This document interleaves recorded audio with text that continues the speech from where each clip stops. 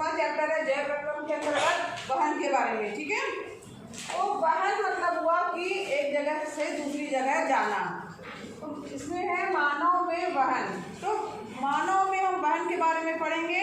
मानव, यहाँ जो बात हो रही है तो मानव को जाने की बात नहीं हो रही, मानव के शरीर के अंदर जो है वो, चाहे वो भोजन हो, चाहे वो ऑक्सीजन हो, चाहे वो कार्बन डाइऑक्साइड हो, चाहे वो ऊर्जा हो, उसका जो है वो वहन एक अंग से दूसरे अंग तक होता है। सभी को ऑक्सीजन चाहिए, शरीर के सभी अंगों को चाहिए।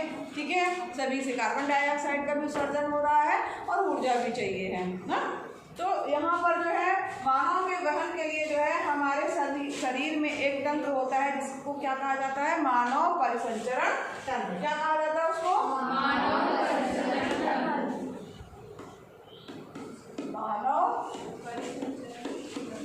परिसंचरण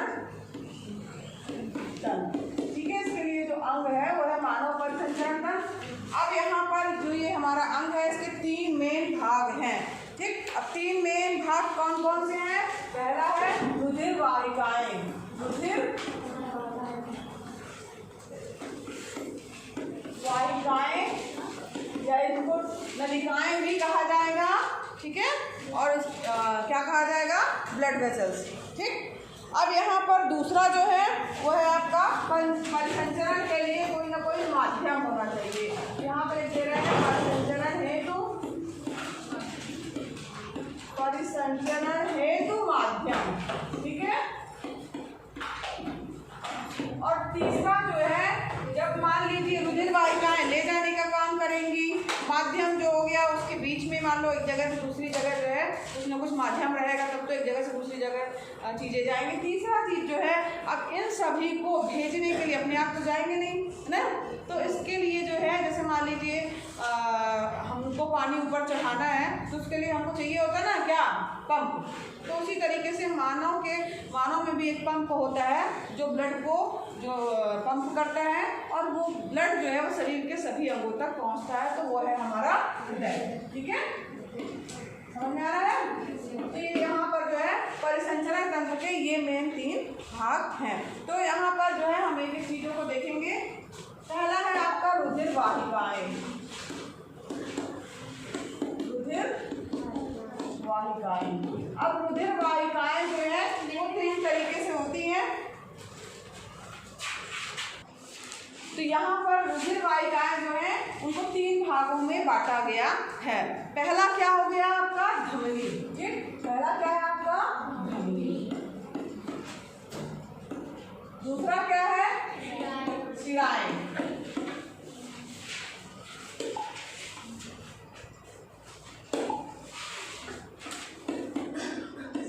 धमनी हो गया, शिराएं हो गया, और तीसरा है केशिकाएं। ये पढ़ाया गया है, इसके पहले वाले में बताया गया था ना, केशिकाएं। तो यहाँ पर जो है धमनी, शिराएं और केशिकाएं, ये रुधिर वाहिकाएं यानी जो हमारे शरीर में ब्लड बह रहा है उसमें ये 3 तरीके की चीजें हैं। 3 तरीकों के माध्यम से ब्लड बहता है। ठीक, तो यहाँ पर धमनी मतलब हो गया आपका आर्टरीज, शिराएं मतलब हो गया वेन्स। ठीक है, और तीसरा जो है केशिकाएं मतलब हो गया कैपिलरीज। तो यहाँ पर धमनी, ठीक है, धमनी, धा से धंसी हुई। अब धंसी हुई का मतलब हुआ हमारे शरीर में ये जो धमनियाँ होंगी वो अंदर की तरफ होंगी, धंसी हुई होंगी, दिखाई नहीं देगी। कुछ आपको नसें यहाँ पे दिखाई दे रही हैं। ठीक, तो ये जो है वो क्या है, शिराएं। क्या है ये, शिराएं। तो यहाँ पर धमनी जो है वो क्या रहेगी, धंसी हुई होगी। ठीक है, और शिराएं जो है वो सतह पर होंगी या ऊपरी सतह पर होंगी, सतह पर। अब यहाँ पर जो धमनियाँ हैं वो क्या करती हैं, वो ऑक्सीजन युक्त ब्लड जो है वो हृदय से लेके आती हैं। यानी हृदय, धमनी का मेन काम क्या है, हृदय जो हमारा पंप कर रहा है, हृदय से शरीर के विभिन्न अंगों तक,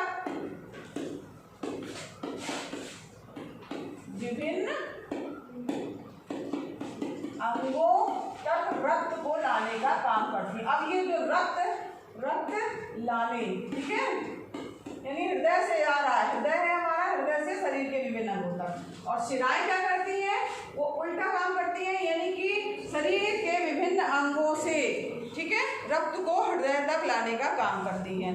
दो काम हो गए, एक तो हृदय से जो है रक्त निकलेगा, ठीक, और दूसरी चीज है रक्त जो है हृदय तक पहुंच रहा है। अब यहाँ पर क्या जरूरत है पहुंचने, मतलब हृदय तक जाने और फिर वापस अंगों तक जाने के लिए? क्यों? क्योंकि जो हमारे शरीर को रक्त चाहिए है वो चाहिए है ऑक्सीजन युक्त रक्त। जो विभिन्न अंगों को चाहिए है रक्त, वो कैसा चाहिए है? ऑक्सीजन युक्त रक्त चाहिए है। तो यहाँ पर जो धमनी है वो जो रक्त लेके जाती है हृदय से, ठीक, वो कैसा रक्त रहता है? ऑक्सीजन युक्त रक्त रहता है। और शिराएं जो है, जो कि जो है अंगों से जो है हृदय तक लाती है, हृदय तक जो लाने का काम कर रही है, उसमें जो ऑक्सीजन रहती है, सॉरी, उसमें जो ब्लड रहता है उसमें कार्बन डाइऑक्साइड रहती है, यानी कि CO2 युक्त रक्त जो है शिराएं लाती हैं। ठीक है, समझ में आ रहा है? अब यहाँ पर एक चीज और सुनिए, जो ऑक्सीजन युक्त रक्त रहता है, या ऑक्सीजन जो रहती है वो लाल रक्त कणिकाएं जो होती है उससे चिपक करके चलती है, यानी वो उसके बाहर रहती हैं ऑक्सीजन युक्त रक्त की। कौन? लाल रक्त कणिकाएं। तो यानी कि जो धमनी होंगी उसमें जो है जो खून बह रहा है वो लाने का काम जो हो रहा है वो ऑक्सीजन युक्त रक्त है, और वो रेड कलर से, यानी लाल रक्त कणिकाएं जो है उसका ये काम करेगी। और जो शिराएं हैं उसमें CO2 युक्त रक्त बह रहा है, तो इसमें जो है जो CO2 युक्त रक्त जो बह रहा है वो नीले नीले से कलर का शिराएं दिख रही हैं आपको ना, जो दिखती हैं बाहर, तो आप देखते होंगे कि वो शिराएं जो दिख रही हैं वो जो उनका कलर जो है वो लाल सा नहीं रहता है, वो ग्रीन सा या हरा सा ऐसा दिखाई देता है। तो यहाँ पर धमनी और शिराएं समझ में आ गया? धमनी जो है वो हृदय से लाने का काम करती है ऑक्सीजन युक्त रक्त, ठीक। अब हृदय हमारा क्या है? छोटा सा। अब छोटा हृदय है और वो जो है पूरे अंगों के लिए रक्त बना रहा है और दे रहा है और पंप की तरह काम कर रहा है, तो इसका मतलब क्या हुआ? उसमें प्रेशर होगा, ठीक है। तो जब भी हृदय से जो है रक्त निकल रहा है वो प्रेशर से या दाब से निकलेगा, तो क्या होगा? जो ये धमनी होगी उसको थोड़ा सा मोटा होना जरूरी है, क्योंकि उसको प्रेशर सहने की क्षमता होनी चाहिए ताकि वो फट ना पाए। तो इसलिए ये जो धमनी होगी वो कैसी होगी? मोटी होगी। उसकी सतह कैसी होगी? मोटी। इसकी सतह कैसी होगी? इसमें कोई जरूरी नहीं है, शिराएं जो है शरीर के विभिन्न अंगों से लेकर के रक्त को लेके आ रही हैं, तो वो आराम से आ रही हैं। इसकी जो सतह ऐसा नहीं है कि मोटी हो, वो नॉर्मल रहती है या उसकी तुलना में पतली ही होगी, ठीक। तो कई बार धमनी और शिराओं में अंतर आ जाता है, तो ये डिफरेंस आपको पता होना चाहिए। अब बात करते हैं केशिकाओं की। केशिकाएं नाम है केशिकाएं। तो केशिकाएं यानी केश से संबंधित है, और केश यानी क्या होता है?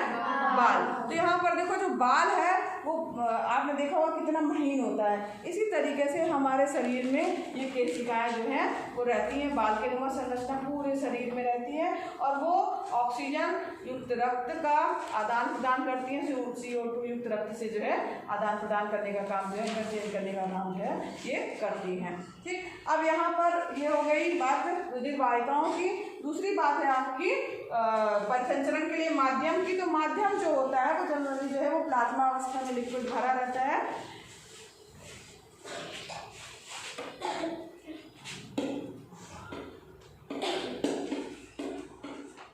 ये एक माध्यम होता है रुधिर में, जिसे प्लाज्मा कहते हैं। इसमें कोशिकाएं जो होती हैं, और प्लाज्मा जो है वो भोजन, कार्बन डाइऑक्साइड तथा नाइट्रोजनी वर्ज्य पदार्थ का जो है विलीन रूप में, यानी एक साथ मिले हुए रूप में जो है वो वहन करता है। ऑक्सीजन को लाल रुधिर कणिकाएं ले जाती है। ध्यान दीजिएगा, ऑक्सीजन को केवल लाल रक्त कणिकाएं ले जाती हैं, ठीक है। तो यहाँ पर जो है बहुत से अन्य पदार्थ जैसे लवण का वहन भी रुधिर के द्वारा होता है, और हमें एक पंप यंत्र की आवश्यकता है जो रुधिर को अंगों के आसपास धकेल सके। नलियों के एक परिपथ की आवश्यकता है जो रुधिर को सभी अंगों तक भेज सके, तथा एक तंत्र की सुनिश्चित करे कि इस परिपथ में यदि कभी टूट होती है तो उसकी मरम्मत हो जाए। तो यहाँ पर ये बात समझ में आ गई सबको, तीन चीजें जो है। अब हम तीसरा पॉइंट है हमारा क्या? हृदय ना। अब हृदय के बारे में हमको डिटेल से पढ़ना है कि हृदय जो है वो कैसे कार्य करता है। ये क्या है? हृदय दिख रहा है, हृदय की संरचना है। अब यहाँ पर इसको ध्यान से समझना है आपको,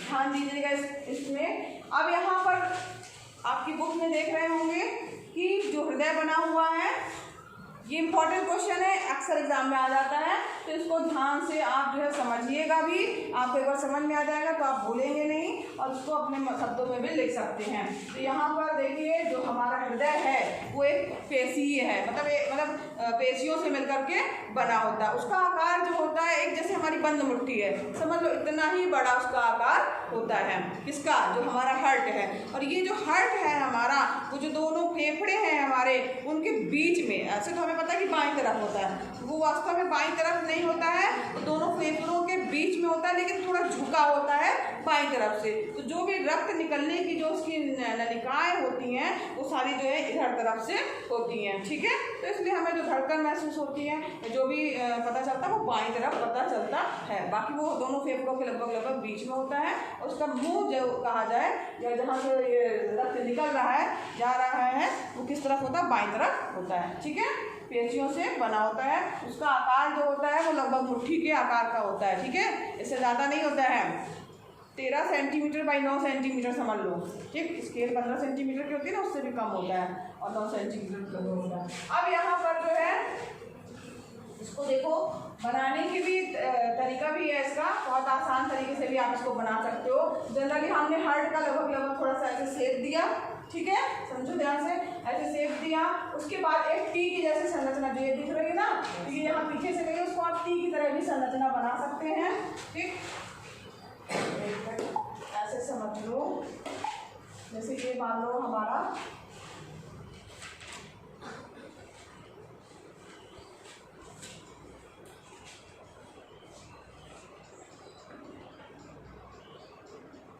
अब यहाँ पर एक संरचना जो रहेगी वो आपकी यहाँ से मालूम नलिकाएं निकली हुई हैं, ठीक है, और एक संरचना जो रहेगी वो टी की तरह रहेगी।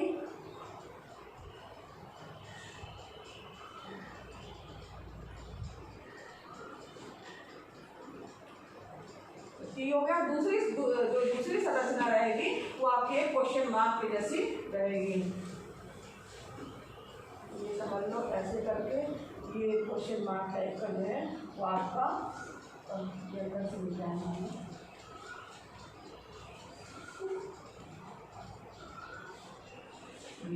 ठीक है। ये क्वेश्चन मार्क जैसे समझ लो, इसको इरेज कर देना। तो ये लगभग ऐसे समझ लो कि ये इस टाइप की संरचना होगी।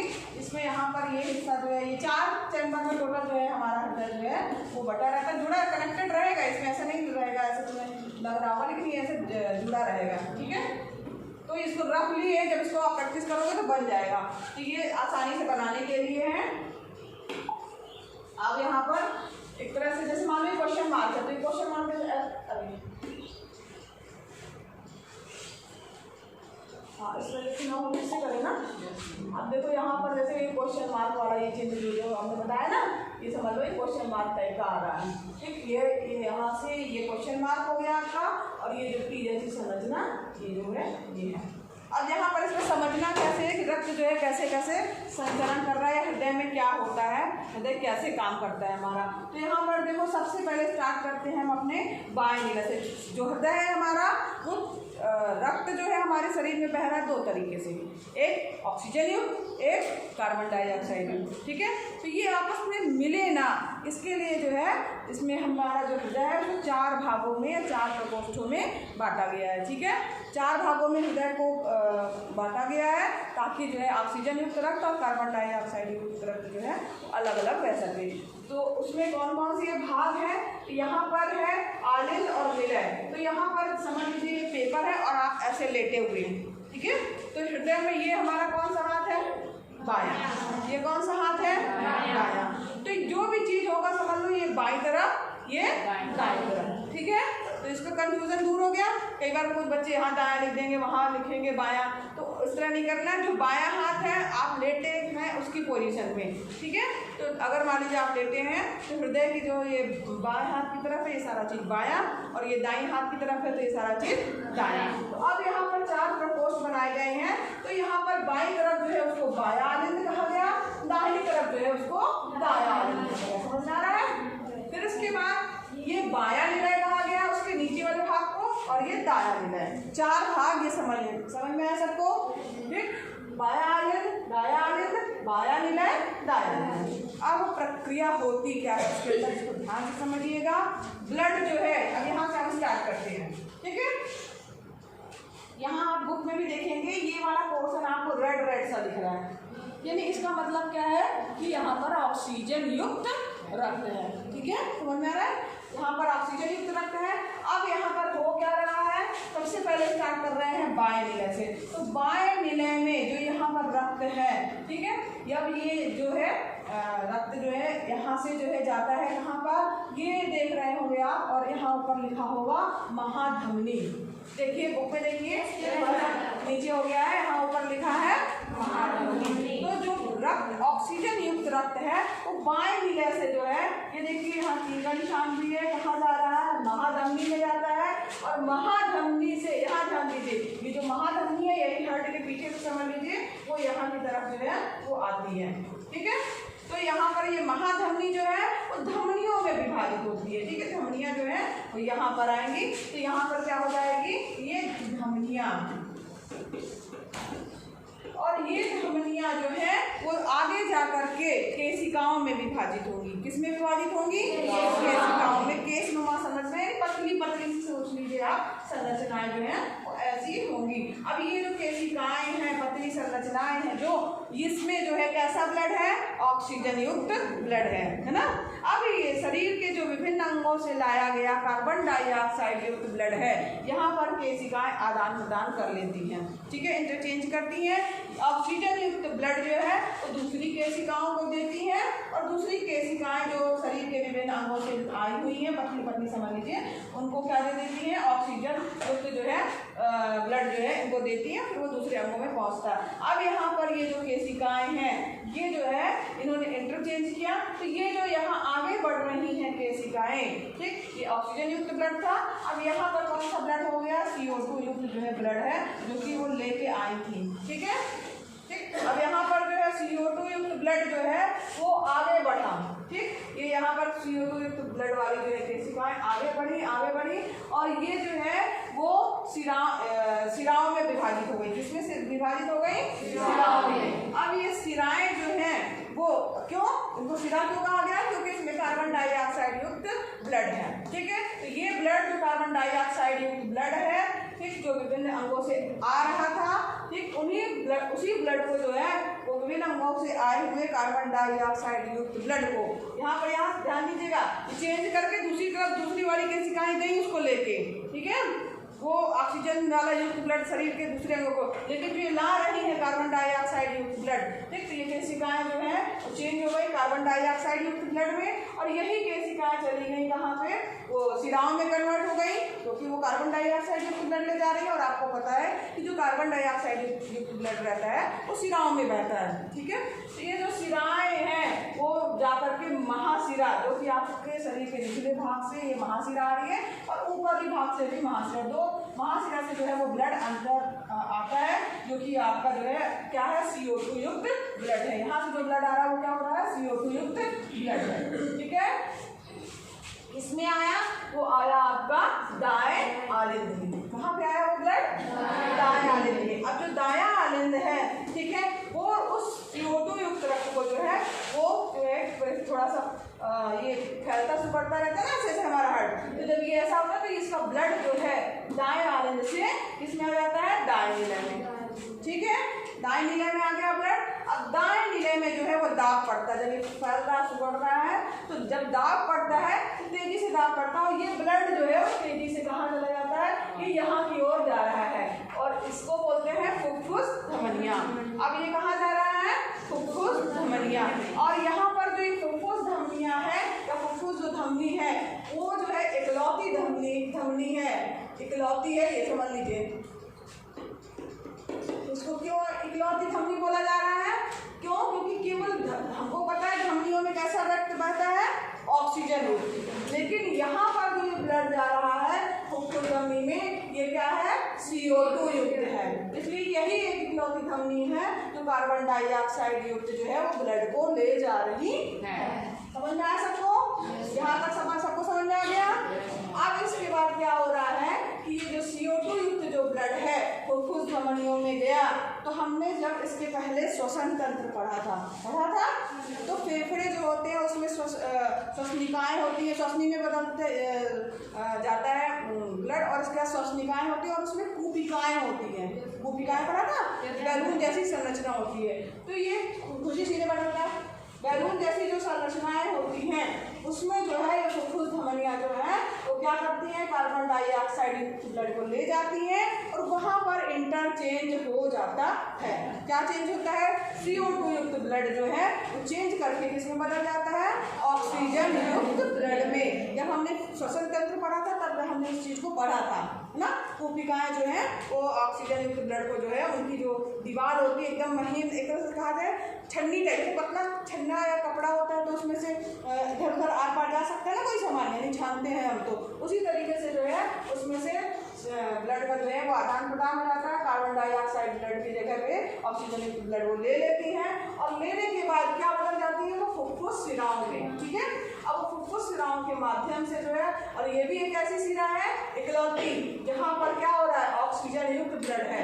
कैसा है? ऑक्सीजन युक्त ब्लड है। ये ऑक्सीजन युक्त ब्लड जो है फुफ्फुस शिराओं के माध्यम से, ठीक, यहाँ पर फुफ्फुस शिराएं हैं तो यहाँ पर इसके माध्यम से क्या होता है, ये हमारे बाएं आलिंद में आ जाता है।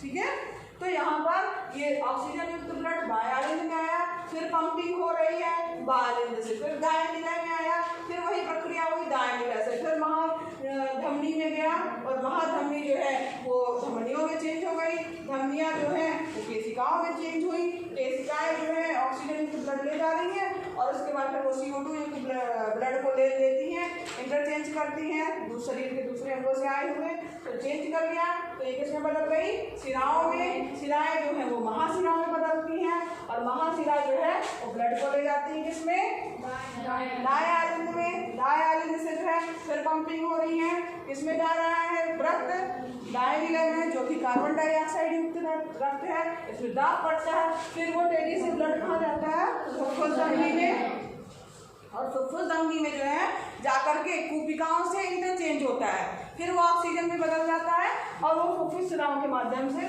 फिर इसमें आ जाता है। तो ये प्रक्रिया जो है लगातार चलती रहती है।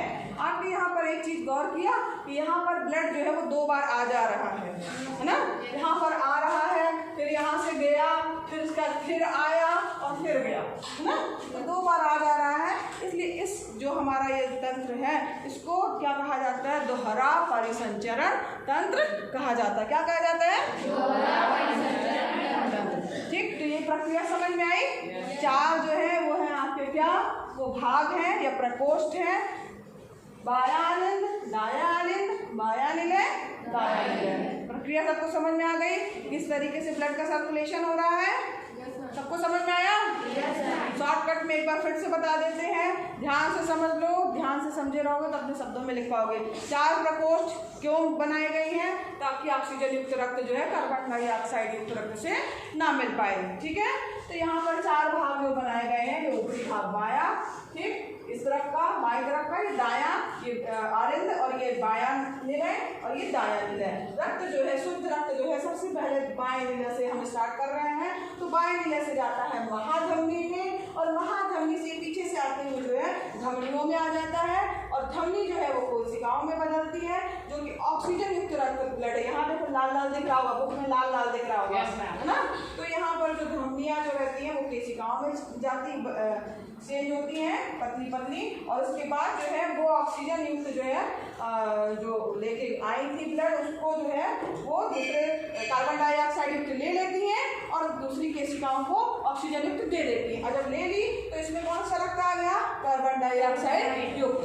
अब इस कार्बन डाइऑक्साइड युक्त रक्त को क्या करती है, वो लेके जाती है, ये आगे बढ़ती है तो ये बदल जाती है, क्योंकि कार्बन डाइऑक्साइड युक्त रक्त हो गया है तो ये क्या बन गई, शिराएं। ठीक है, अब जो ये शिराएं है वो महाशिरा में जाती है, 2 तरीके से अंदर जाती है, शरीर के निचले भाग से यहाँ पर और शरीर के ऊपरी भाग से। यहाँ पर CO2 युक्त रक्त है, यहाँ पे जाने के बाद जब शरीर जो है हल्का ऐसे ऐसे करता रहता है ना, तो उसमें से जो है यहाँ पर आ जाता है रक्त, कहाँ पर, दाएं नीले में, दाएं नीले से फिर तेजी से पंप होता है और वो तेजी से जो है वो फुफ्फुस धमनियों में जाता है। इकलौती धमनी है जो क्या करती है, कार्बन डाइऑक्साइड युक्त रक्त को लेके जाती है और कूपिकाओं से इंटरचेंज करती है।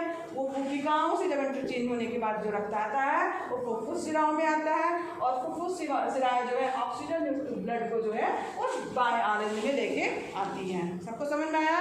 ये पूरी है आपकी हृदय की संरचना और उसकी कार्य विधि। इंपॉर्टेंट क्वेश्चन है, अच्छे से तैयार करिएगा। एक बात बताइए, मानव हृदय का जो है जो पंप करता है तो धड़कन कितनी मारी गई है? BP नापते हैं ना डॉक्टर, कितनी है? 120/80 यही होता है, ठीक है। ये सामान्यतः ये इसको सही माना जाता है। सामान्य मनुष्य का रक्तदाब जो है वो इतना होना चाहिए, इससे ऊपर नीचे है तो उसका मतलब है कि उसको BP की प्रॉब्लम है। या तो हाई ब्लड प्रेशर हो सकता है या तो लो ब्लड प्रेशर हो सकता है, ठीक है। सबको समझ में आया? अरे धीरे से बोल रहा है, सबको नहीं आया? ठीक है, चलो ठीक है। कल इसके आगे का पढ़ेंगे हम। इसमें प्लेटलेट्स वगैरह भी रहती हैं जो मरम्मत का कार्य करती हैं और रक्त में जो है थक्का जमाने का काम करती है। जैसे मान लीजिए आपको कहीं चोट लग गई, कट गया, ठीक, अब ब्लड की तो आदत है बहने की, तो प्लेटलेट्स क्या करती हैं कि भैया रुक जाओ, यहाँ पर रुकना है हमको, नहीं तो ये पूरा ये तो हमारा रास्ता नहीं है, रास्ता ब्रेक हो गया है, बाहर आ रहा है ब्लड, है ना। तो वो रोकने का काम करती हैं और थक्का जमाने का काम जो है वो करती हैं, ठीक है। और मार्गों को जो है अवरुद्ध कर देती हैं ताकि ब्लड वहाँ से ना बह पाए, नहीं तो शरीर से पूरा ब्लड जो है वो बह जाएगा एक बार कहीं कटिंग हो गई तो वो थक्का जमा देती हैं, तो वहाँ से वो नस ब्लॉक हो जाती है।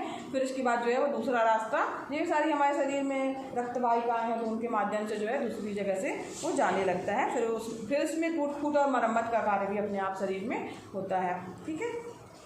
तो इस प्रकार से जो है हमारा हार्ट काम करता है। कल हम लोग पढ़ेंगे ये पादपों में परिवहन, ठीक।